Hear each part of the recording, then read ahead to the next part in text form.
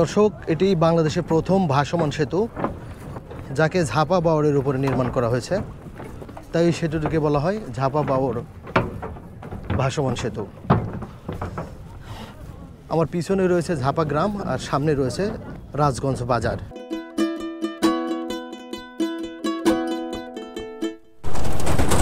দর্শক, আমরা এইখান থেকে একটু দেখতে পাচ্ছি এই ব্রিজটা আসলে কিসের উপরে দাঁড়িয়ে রয়েছে। এগুলো সব প্লাস্টিকের ব্যারেল। এই ব্যারেলগুলো ভাসমান, তাই ব্রিজও ভাসমান।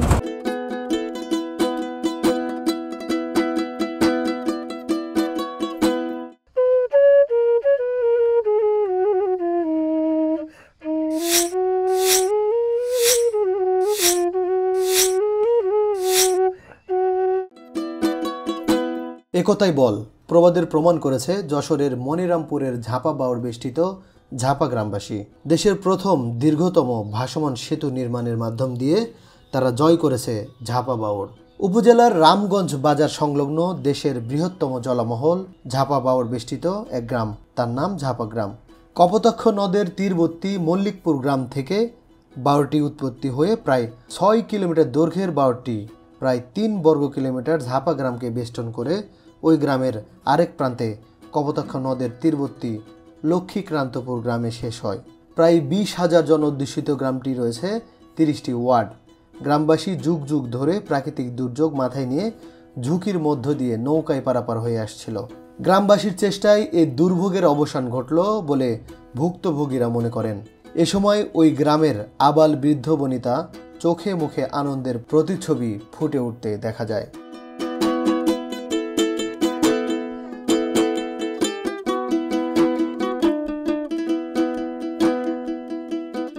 9 ফুট প্রস্থের সেতু নির্মাণে ব্যবহৃত হয়েছে 889টি বড় আকারের প্লাস্টিকের ব্যারেল, যা সংযুক্ত রাখার জন্য লোহার শীট ব্যবহার করা হয়েছে। একই সঙ্গে ব্যারেলের উপর দিয়ে চলাচলের জন্য দেওয়া হয়েছে 1300 ফুট দৈর্ঘ্যের লোহার পাত। প্রায় অর্ধ কোটি টাকা ব্যয়ে নির্মিত হয়েছে বৃহত্তম ভাসমান এই সেতুটি। ভাসমান সেতুটির দুপাশে আরসিসি ব্রিজ নির্মাণ করতে আরও প্রায় অর্ধ কোটি টাকা ব্যয় হয়েছে। 2017 সালের 5 আগস্ট থেকে ভাসমান সেতু নির্মাণের কাজ শুরু হয়। দীর্ঘ প্রায় 6 মাস অক্লান্ত পরিশ্রমের পর 2018 সালের 2 জানুয়ারি রোজ মঙ্গলবার উদ্বোধনী অনুষ্ঠানের মধ্য দিয়ে সাধারণ মানুষ ও যান চলাচলের জন্য উন্মুক্ত করে দেওয়া হয় সেতুটি।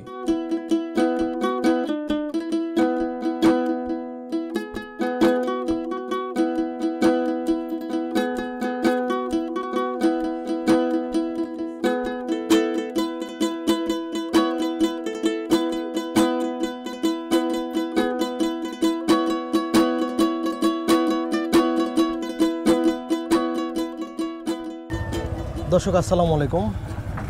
আমরা এখন অবস্থান করছি যশোরের মনিরামপুরের ঝাপা গ্রাম, রাইট? আমার এই পাশে যে গ্রামটি রয়েছে এটাকে বলা হয় ঝাপা গ্রাম। আর ভাসমান যে ব্রিজটা দেখছি, এই ব্রিজ পার হলে রাজগঞ্জ বাজার। আমরা এখন যে ব্রিজটিতে উঠব, এই ব্রিজ হচ্ছে ভাসমান ব্রিজ। ভাসমান ব্রিজটা কেন? এই ব্রিজ পুরোটাই পানিতে ভাসমান অবস্থায় আছে।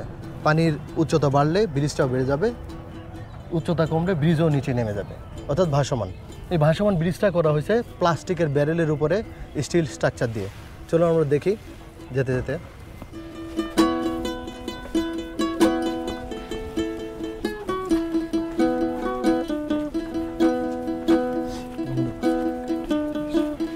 ঝাপা গ্রাম থেকে রাজগঞ্জে যাওয়ার জন্য এই একমাত্র ব্রিজ, যেটা এলাকার মানুষ নিজের অর্থায়নে, অর্থাৎ নিজেরা চাঁদা তুলে তুলে ব্যারেল কিনে একটার পর একটা সাজিয়ে তার উপরে স্টিল স্ট্রাকচার, কখনো কখনো কাঠ, এইগুলো দিয়ে বানিয়েছে। এই ব্রিজের উপর দিয়ে গেলে দেখবেন যে ব্রিজটি দুলছে। দুলছে কেন? ব্রিজটি ভাসমান তাই।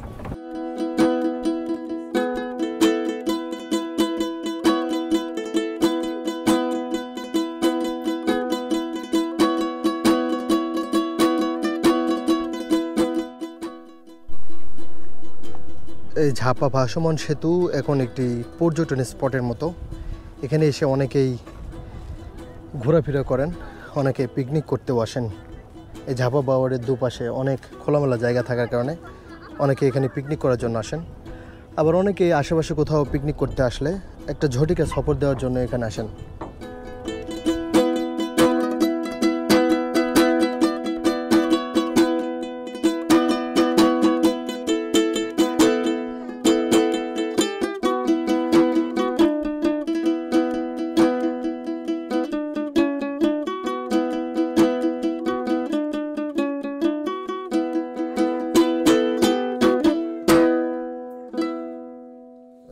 এই রাজগঞ্জ বাজার আর এই ঝাপা গ্রামের ভিতরে যাতায়াতের অন্য কোনো ব্যবস্থা ছিল না, ছিল শুধু নৌকা।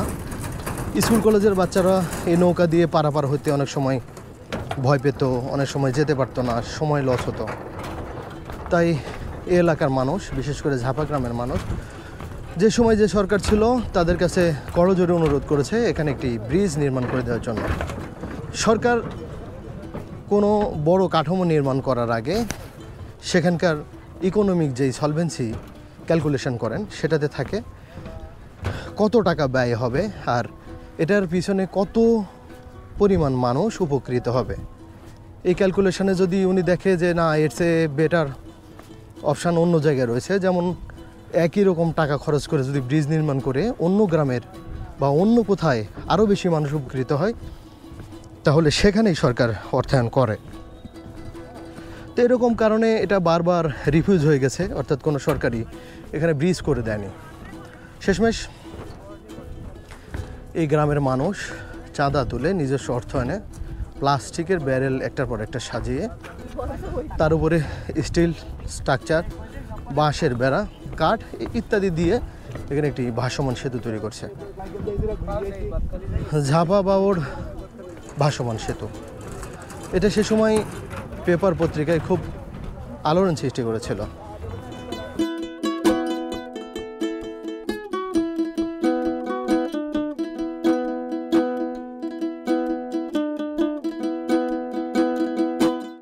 ঝাপা ভাসমান সেতুতে ঘুরতে এসেছি। আমার সফর সঙ্গী আছে সুজন, আমার এক্স কলিগ, আগে কলিগ ছিল, এখন অন্য জায়গায় গেছে, কলিগ হিসেবেই আছে এখনও। সুজনের বন্ধু আরিফ ভাই আছেন, আরেকজন আছেন হলো আমাদের জাকির ভাই। মোটামুটি আজকে সারাদিন একসাথেই ছিলাম এবং আগামীকালও মনে হয় একসাথে থাকবো, আজকে রাতেও একসাথে থাকবো। তো এখন আমরা রওনা দিচ্ছি মধুমেলার পক্ষে। মধুমেলা হচ্ছে মাইকেল মধুসূদন দত্তের সেই কপোতাক্ষা নদের পাশে যে মেলাটি হয় বছরে একবার 24শে জানুয়ারি থেকে, এটা কি ইংরেজি তারিখ থেকে? 24শে জানুয়ারি থেকে 31 জানুয়ারি পর্যন্ত মেলাটা চলে। আজকে 31 জানুয়ারি একদম লাস্ট, মেলাটা বেশি জমজমাট হওয়ার কথা, তাই আমরা যাচ্ছি। Let's go now.